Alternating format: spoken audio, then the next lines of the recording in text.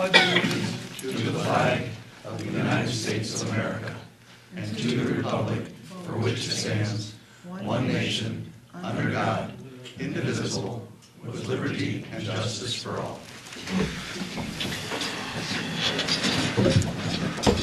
There are no public hearings, no special reports. Would anyone in the audience like to make a statement? Would anyone in the audience like to have something withdrawn from the consent agenda, which includes minutes of the regular meeting and approval of bills? Would any of the board members like to pull anything from the consent agenda? If not, could I have a motion to approve? Move approval. Jeff? Second. Belsley? Yes. Dobb? Yes. Hare? Yes. Herman? Yes. Kaufman? Yes. Newhouse? Yes. I have nothing. How about you? Nothing tonight, Your Honor. Village Administrator. I have two things tonight. The first thing on my list is the approval of the interfund transfers. So tonight I'm asking for approval to transfer $23,000 from the general fund to the capital projects fund. So moved. Second. Any Dobb? discussion? Yes. Dobb? Yes. Hare? Yes. Herman? Yes. Kaufman? Yes. Newhouse? Yes. Belsley? Yes. The second item on my list is tonight I am asking for approval for the health insurance renewal. I put this in your packet. It's very similar to everything that we give you every year. Just explaining what will be happening this year. And I just want to make note that we have a couple of things. Well, it did increase, insurance almost always does. But in terms of when we compare ourselves to the market is about double what the Village of Morton received. And a lot of this is our employees do a fairly good job of trying to keep the costs down, so they visit urgent care versus an emergency room. They seem to be getting their well checks. They utilize generic drugs when available. And we also had Betsy Yarko from Gallagher Heiser. She really worked hard this year to work down all of the providers to kind of get them to lower their rates. So in numerous cases, in the medical, she got them to drop it 1%. The dental, she got them to drop it by 3%. The life insurance, they decreased the insurance rate by 15% overall. So my recommendation would be to go with what we always, our current renewal option that we always do, which is a specific deductible of $50,000. Very similar to what we always do. Any questions?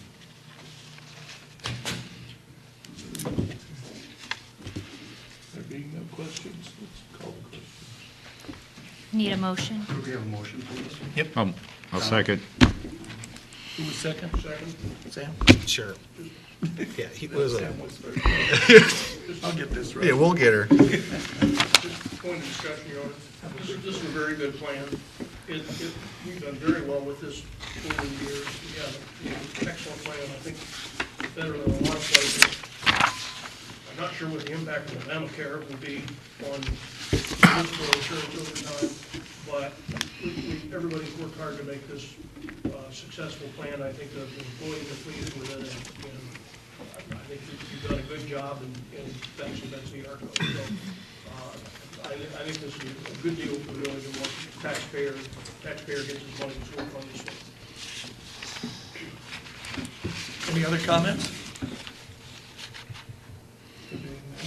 Hare?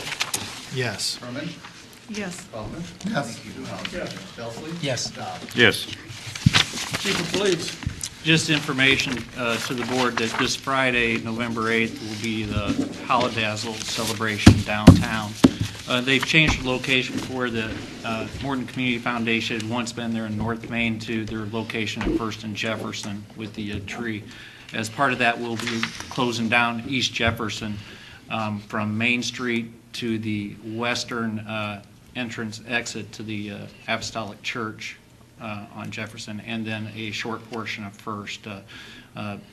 both north and south between the parking lots of PNC Bank. And again, we'll be closing those down at about 6:15 in the evening, and they'll remain closed through the duration of the event, which will be somewhere between 9 and 9:30. Any questions of the chief? Corporate counsel's pretty quiet tonight. How about Director of Fire and Emergency Services? Nothing tonight, Your Honor. Director of Public Works? I have one item tonight, Your Honor. I have resolution number 15-13 in your packets. It's a resolution approving a second amendment to the water tower lease agreement of May 25th, 2001. This is an agreement with Verizon Wireless, basically to add several antennas to our Detroit Avenue water tower. Can I have a motion? Do we have, so moved. Second. Jeff? Do we have room for that many more? Yes, and we did, obviously our concern was the structural integrity of the water tower, so we had them do an analysis, and everything came back fine. And they, a few recommendations, but yes, there is definitely room up there, and it will provide, there'll be nothing that'll hurt the integrity of the water tower. So it's just cable and some antennas, that's it. Is it one antenna or stacked? There's multiple stacks, so it won't be any higher than it is now. It's actually added to the lower one, and then there'll be cable that goes from the building outside that'll run up the tower to the new antennas. So it won't look any different.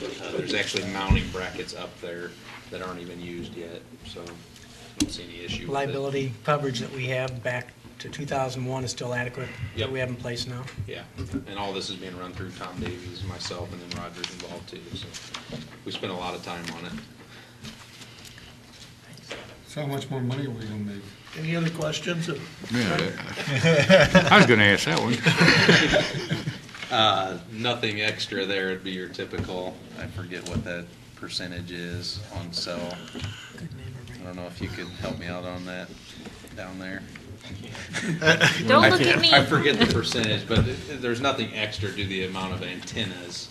It would be your, whatever that cellular rate is. That makes Quality sense. of the service will be increased, I'm guessing. Yes, right? yes. There you go. And obviously, we got a tower right next to it that's obviously owned by somebody else, so I'm sure it's all competing with the other, is my guess, when it comes to fiber optics and all those things. Call the question. Herman? Yes. Kaufman? Yes. Newhouse? Yes. Elsley? Yes. Dobb? Yes. Hare? Yes. Planning and zoning. Nothing tonight, Your Honor. Village trustees, trustee Belsley, Nothing tonight, Your Honor? trustee Dobb, Nothing tonight. trustee Hare, Nothing tonight. trustee Herman. Thank you, Your Honor. Trustee Newhouse and I had an opportunity to attend the Illinois Municipal League Conference this year, and so we each have a report for the board tonight. This was actually the 100th annual Illinois Municipal League Conference, and it was held October 17th through 19th in Chicago. It's been several years since I had the opportunity to attend this event, but I was really impressed with the improvements that have been made in the variety of session topics from which to choose. In addition to timely and pertinent sessions for council members, there are portions of the conference dedicated to learning tracks specific to attorneys, clerks, treasurers, and fire and police commissioners. There's one basically general session, and then in various time slots, there's a variety of sessions from which to choose. And most of the sessions had at least 2 and sometimes as many as 5 topics applicable to the village of Morton. So Trustee Newhouse and I kind of planned our attendance to maximize the amount and diversity of the information that we could gather. And so I just prepared a brief summary of the sessions I attended. The first of which was the Legislative and Resolutions Committee meeting, of which I'm a member. And the big news there was that the Legislative and Resolutions Committee is being restructured in order to be more efficient and strategically effective in the Springfield legislative process and to expand membership participation opportunities. It will now consist of a core committee along with 6 subcommittees. The core committee will prioritize and streamline the IML's legislative agenda, and the subcommittees will be responsible for the policy recommendations in these 6 categories: revenue and taxation, pensions and personnel, land use, public works and transportation, public health and safety, and general governance. And then in other business, we approved the following resolutions: a congratulatory resolution for the retiring President Scott Eisenhower, IML's opposition to further reductions to state collected local revenues, a resolution urging the General Assembly and Governor to address the municipal public safety pension funding crisis, the opposition allowing police and fire pension boards to divert municipal money, and then 2 resolutions to the Illinois Congressional Delegation, one to support the Marketplace Fairness Act and one to preserve the municipal bond tax exemption. In the breakout session regarding Freedom of Information and the Open Meetings Act, it was actually quite interesting. They began with the definition of an open meeting and definition of public record, and then the discussion proceeded to review some recent court cases and some realistic hypotheticals involving email, social media, texting, and real-time chats as they pertain to the Open Meetings Act and Freedom of Information. It was pretty clear that the case law is still evolving in this, and in regard to what is a violation and what is discoverable and things like that. So the key takeaway was really to be extremely careful about communication involving the transaction of public business. And they even went so far as to say it may not violate the Open Meetings Act, but it's still maybe not a good idea, so be very careful. And I've listed who the moderators and panelists were if anyone's interested, but the next one was the Local Liquor Commission Rights and Responsibilities session. They had a very cumbersome handout, but the actual session was quite lively and helpful. Many questions and concerns that were raised by the attendees, and then some good takeaways on the managing of BYOB events, wine tastings, methods of classification, and video gaming. And it would appear from the discussion that we actually here in the Village of Morton have a more well-defined classification system than many other communities. The panelists noted that the Gaming Board is the final authority on gaming issues, that 2 entities that do possess a liquor license. They noted that the State Liquor Commission acts as kind of an appellate court where rulings of the local liquor commission can be appealed. And so they emphasize the necessity that any hearings of our local liquor commission are on the record. The general session was Mr. R. Fritz Klein in character as Abraham Lincoln, and his remarks focused on the applicability of Lincoln's leadership philosophy to today's municipal challenges. Another interesting session was on elected officials voting and vetoes. And they started with some definitions, and I guess I never in all my years paid attention to the definition of the difference of a majority of the vote of the village board versus a vote of the corporate authorities. But the difference being a vote requiring a majority of the village board would require a majority of all sitting trustees, not just those present at the meeting. And a vote requiring a majority of the corporate authorities would require, mean a majority of the entire municipal legislative body, in other words, the village president and the trustees. In this session, they covered various scenarios that would require an extraordinary vote, plus when abstentions are appropriate and how they are counted, which is with the majority. And then the veto process was also discussed. There was an excellent handout with this session, and the handouts to all of these sessions, or most of them, are available on the IML website, iml.org, and you can, look at the more specifics.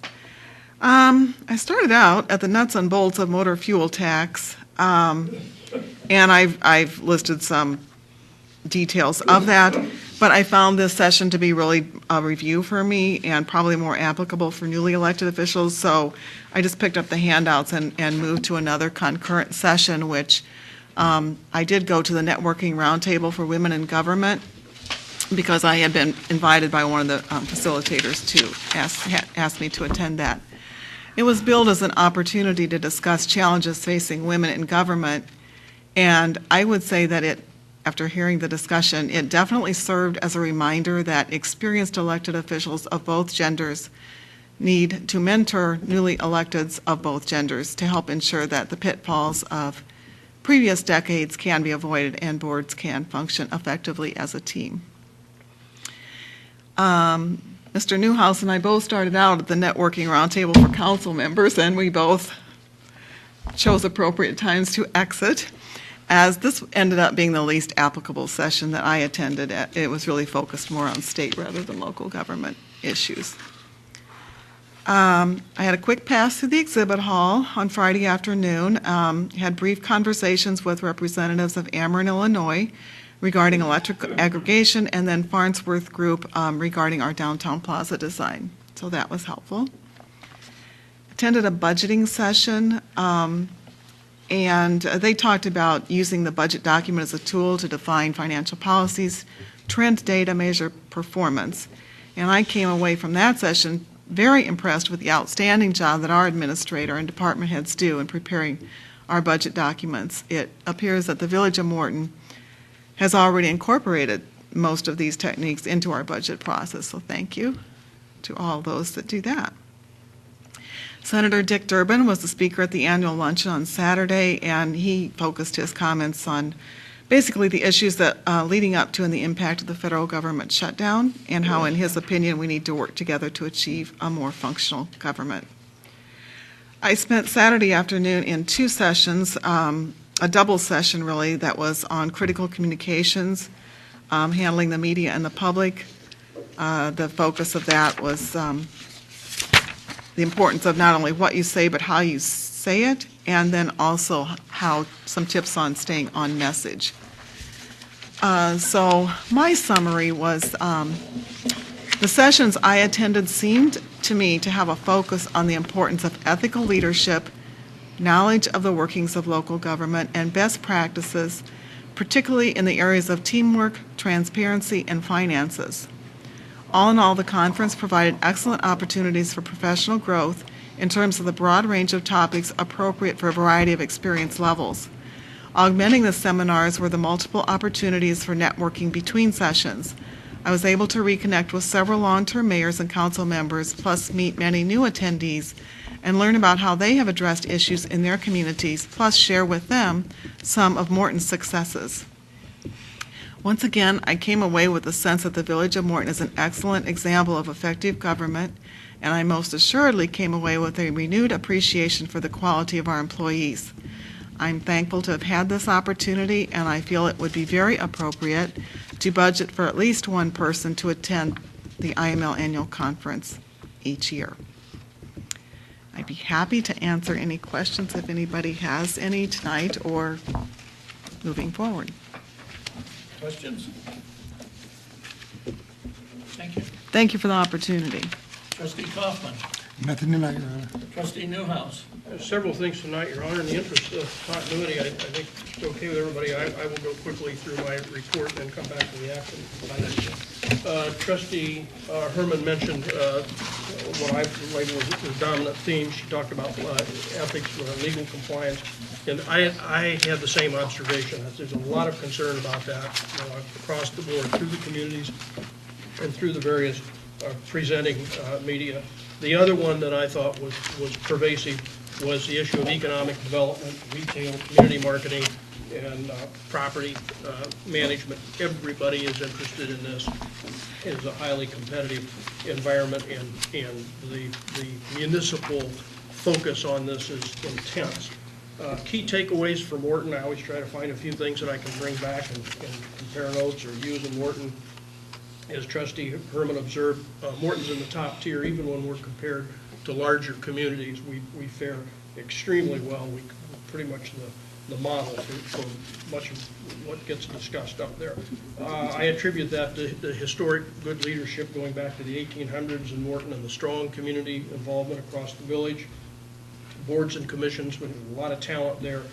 Well-managed budget with strong cash reserves, planning, infrastructure, we seem to stay on firm legal ground through good counsel, a high degree of regulatory compliance, and again, same observation, we have highly competent, well-trained staff, the police and fire department. So those are all substantial benefits as we prepare well. I attended sessions on, I won't cover the ones that have already been discussed, mandatory and recommended training for elected officials and staff. A lot of focus on Open Meetings Act and freedom of information. Again, this is sort of a hot issue for everybody. Identity Protection Act, Pension Board got discussed, need for designated officers. In the end, my observation was Morton generally is in compliance. I think some of our new Business District Commission members may need to complete the Open Meetings Act yet, but they're well within the time frame. And it might be a good idea to review some of our policies and practicing on some of these things, and I've got the data for that, but I'll provide Mr. Davies. Similar observations on the local liquor commission rights and responsibilities, the importance of keeping good records.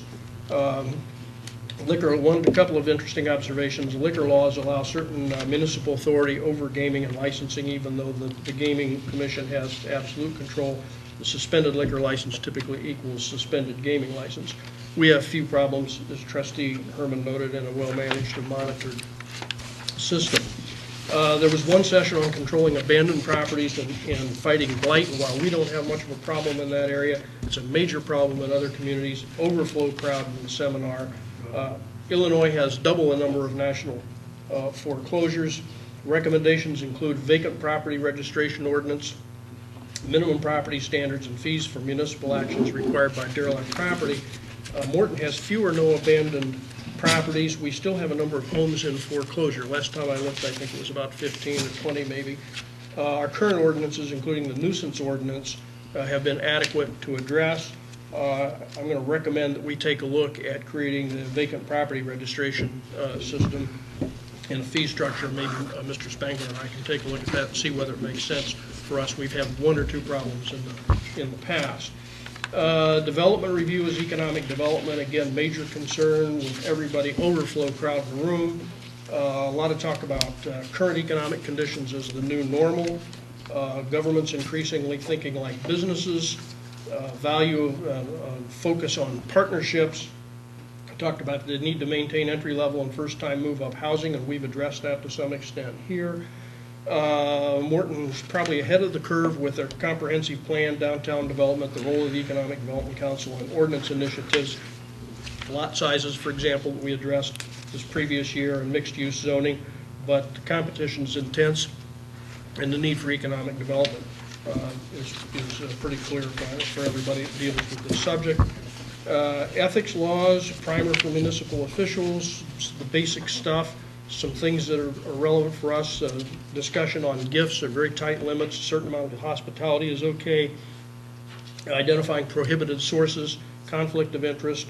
Morton practices are consistent with ethical standards and guidelines, and nearly as I can tell, we're in a leadership position. I don't think it would hurt if at some point we had a review with staff and everybody, for that matter, appointed trustees, and just kind of go over the gifts, hospitality, prohibited sources, and conflict of interest issues. I don't think there's anybody here that's even remotely close to any of those things, but might be worthwhile to take a look. There was a session on strategic planning. Again, the new this phrase, the new normal. Again, talked about comprehensive plan being required by state, and then moved into the question of whether or not the community needs to do or ought to do. And they were advocating strategic planning. Morton does not have a defined strategic plan, but I would argue that our annual budget setting, our staff input, the commission role, the comprehensive plan, the Economic Development Council objectives combine to effectively create a strategy, and I'm not sure that there is a need for a more specific strategy development on the part of the trustees. 100 years of American retail, what's ahead? Again, the phrase, the new normal. Talked about changing needs, the requirement to know your demographic, psychographic, and retail trade area data. Retailers, direct quote from the organization that presented this, which is a national leadership organization in retail development. Retailers view downtown as the pulse of the community, particularly in smaller towns. Talked about the value of facade improvements, targeting retail that fits, and noted 40% of new stores since 2000 are restaurants. So again, my observation, Morton is among the leading communities in retail development, at least from what I heard, via municipal planning and the EDC, and current or ahead with most of the recommendations that they made. The last session had to do with a actionable marketing plan. It kind of defaulted to a roundtable discussion because there was some difficulty apparently with the presenters arriving. And so we wound up in a discussion group, talked about in creating a marketing initiative, the need for official support, broad community buy-in, organizations, and budget. Bottom line is that in the end of the discussion, the Morton model appears to be pretty widely applicable. Our experience in the support of the civic leaders and our initiatives appear effective and in fact scalable for larger and smaller communities. I think we can almost be the poster child. And finally, to summarize, it's a good conference. Trustee Herman talked about some of the improvements, and they certainly have been. It's not the strongest one I've attended, but it's pretty hard in my mind to go there and not come away with something if you look. There's value in the conference if you seek it. Exchanges with other mayors and trustees are very highly useful. I recommend continued participation for the Village of Morton, especially trustees who have not previously attended, and selected staff in some cases. I think we remain exemplary by comparison. Despite all our strengths, I think there's always something we can learn and use. And finally, the last observation, probably need to review some Morton policies and ordinances as we look particularly some of these questions that haven't been addressed for a while. I don't think there's an issue, but it's just valuable and do it a double check. So, questions, comments? Questions or comments? Very well done. Thank you. Now I know what I have to do when I go. I have to come back with an actual report. Well, we didn't always do that. We started a few years ago. I just think, my feeling is that, it's the taxpayers send us up there. They're entitled to hear what we did. Well, actually, hearing from both of you makes me wish I'd gone now. Well, you'll have another opportunity next year, Your Honor. Yes, sir. Okay, let me get to the items that I know some of our audience members want addressed tonight. Ordinance number 13-20, an ordinance rezoning the property at 110 Yorty Road from B2 to R4. And just quickly, since some folks probably haven't looked at this for a while, it is on the internet. You can look it up. But this is the land use map. And this colored map kind of shows the anticipated and intended land usage. And if you look down here in the area we're talking about, you can see where we've got this rezoning creates continuity with the R4 that's already there and makes a good transition to the business zoning in the frontage. So that rezoning is in pursuit of an apartment complex development, and I move to approve. Second, Your Honor. Any discussion? Kaufman. Yes. Newhouse. Yes. Belsley. Yes. Dobbs. Yes. Hare. Yes. Herman. Yes. Okay. Mr. Getz, your property is rezoned. Yes, sir. Good. Similar request for rezoning the property at 200 East Cortland from I-2 to B3. This is property that lay as anticipated industrial zoning for a long period of time. It is just east of the Farm and Fleet site and just east of the road that we're installing and the infrastructure work that goes with it. The owners have requested rezoning to B3, which would make it in full continuity with the Farm and Fleet site and also the veterinarian's business that is there. So moved for approval. Second. Any discussion? Call it. Newhouse. Yes. Belsley. Yes. Dobbs. Yes. Hare. Yes. Herman. Yes. Kaufman. Yes. The approval of a special use permit to allow the operation of an automobile dealership is at the request of the property owner that's requested, the same property owner that's requested the rezoning Cullinan with an ostensible client for automobile dealership. Again, that's fully consistent with the B3 usage along there, and I move to approve. Second, Your Honor. Any discussion? Call the question. Belsley. Yes. Dobb. Yes. Hare. Yes. Herman. Yes. Kaufman. Yes. Newhouse. Yes. And finally, Your Honor, we have ordinance 13-22, amending Title 10, Chapter 10, the appropriate sections of the municipal code on sign variances. You remember a while back, I talked about the law of unintended consequences catching up with our planning process. We had created a situation where some businesses in town, should they move and rebuild their same businesses, would not be able to put up their signs anymore. So the appropriate language was inserted by Mr. Spangler after review with the village attorney and presented to the Plan Commission. The Plan Commission has recommended approval, and I move to approve. Second, Your Honor. Jeff, second. Discussion? Call the question. Dobb. Yes. Hare. Yes. Herman. Yes. Kaufman. Yes. Newhouse. Yes, Belsley. Yes. that concludes my list, Your Honor. Thank you, sir. Does anyone have anything else to contribute here? If not, So moved okay. to adjourn. Second. Do I have a second to adjourn? Herman. Mrs. Herman. All in favor? No. I'm so good. Thanks, folks. All in favor, okay. Aye. Thank you.